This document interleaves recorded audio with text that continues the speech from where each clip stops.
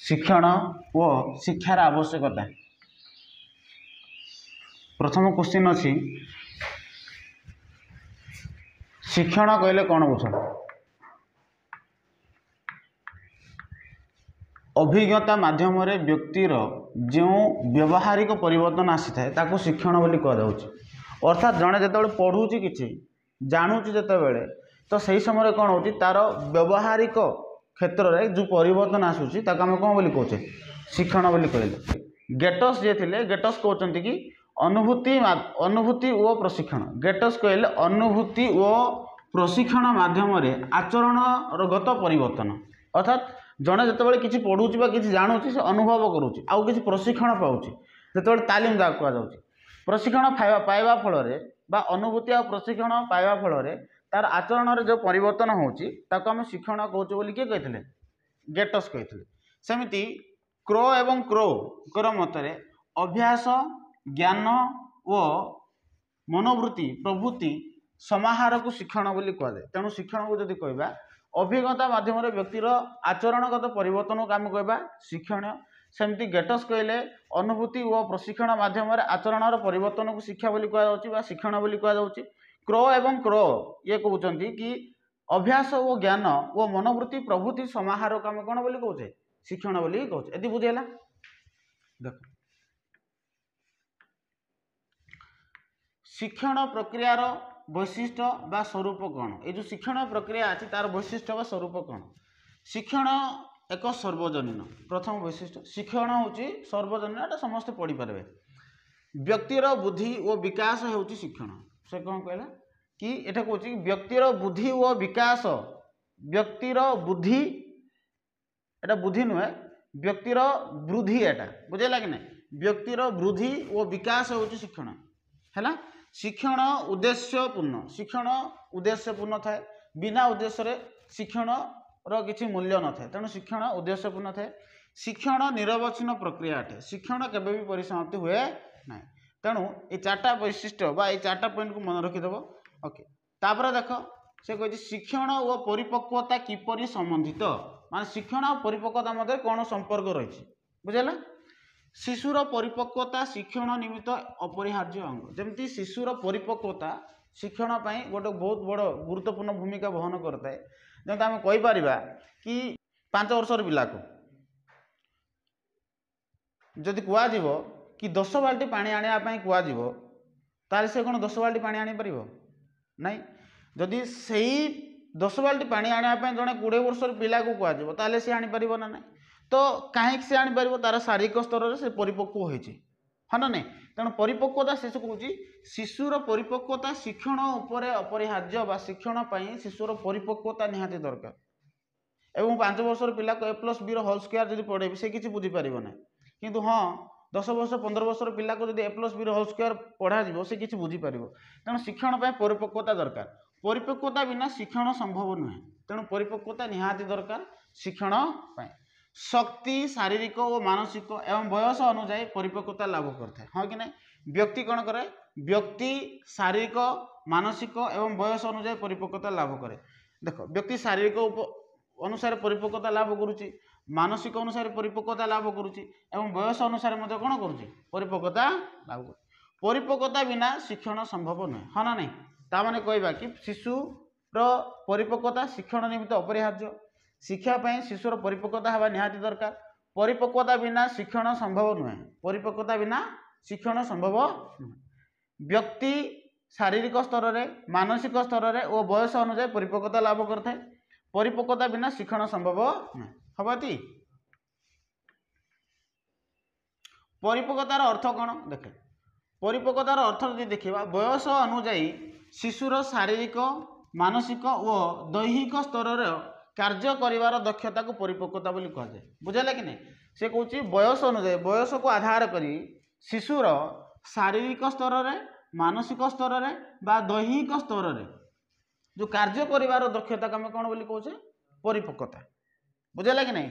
जमती परिपक्वता बिना मनीष कौन कार्य को सठिक भाव में संपादन करें यह व्यक्ति को कार्य करने सक्षम बनई थाए। जमी उदाहरण एठार गोटे देला कि जड़े 5 वर्षर पिला को आमे जदि 5 बाल्टी पानी आनिया कहवा तेबे से आनीपर ना आनीपर कि नहीं कारण तार शारीरिक शरीर ताकू कार्य करने सक्षम होना तार शरीर जो अच्छी 5 बाल्टी पानी आने से सक्षम ना जब बड़ बड़ बाल्टी जदि दिज्व आ 5 बाल्टी पानी आने कहु ताले तार शरीर साथ देना कार्य करने बुझेगा कि नहीं किंतु जड़े 20 वर्षर पिला को जब आम करेगा तो से कौन कर कार्य कर तेणु आम मोटामोटी भाव में यह बुझे कि परिपक्वता कौन परिपक्वता हूँ कि बयस अनुजाई शारीरिक स्तर में मानसिक स्तर में वो दैहिक स्तर में कार्य करने दक्षता को आम कौन बोली कही था परिपक्वता परिपक्वता को बा शिक्षण को प्रभावित करुवा कारण कौन कौन कौन कारण अच्छी जो कारण गुड़ाक शिक्षण को प्रभावित कर अनेक गुड़ा कारण अच्छी जी शिक्षण को प्रभावित करता है जमीती कि कहीपर शारीरिक स्वास्थ्य